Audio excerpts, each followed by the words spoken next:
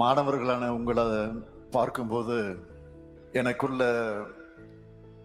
புது வைஃப் வந்துடுச்சு.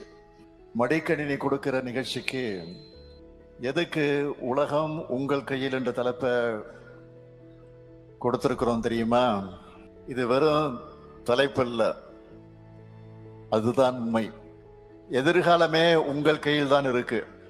அதை உறக்க சொல்ல உணர்த்ததான் இத்தனை பேர் இந்த விழாவுக்கு வந்திருக்கீங்க. புத்தாண்டை புத்துணர்மிக்க மாணவ சமுதாயத்தோட தொடங்குறது ஒரு பாசிட்டிவ் எனர்ஜியை கொடுக்குது. நெக்ஸ்ட் ஜெனரேஷனான உங்களை மனசுல வச்சுதான் இந்த மொத்த விழாவையும் ஏற்பாடு செஞ்சிருக்கிறோம். அதனாலதான் கல்வி கண்காட்சியோட இணைச்சு இந்த அறிவு விழாவை, கல்வி விழாவை எதிர்காலத்துக்கு தேவையான விழாவா ஏற்பாடு செஞ்சிருக்கிறோம்.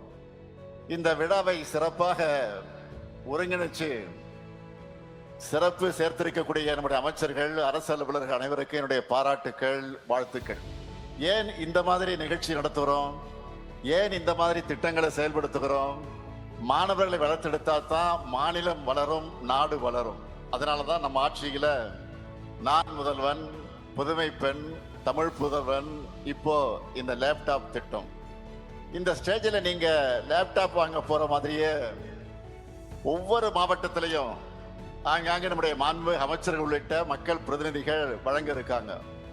இன்னைக்கு சயின்ஸ் அண்ட் டெக்னாலஜி வளர்ந்து ஒட்டுமொத்த உலகத்தையும் நம்ம கைகளுக்கு எட்டக்கூடிய தொலைவுக்கு கொண்டு வந்துருச்சு.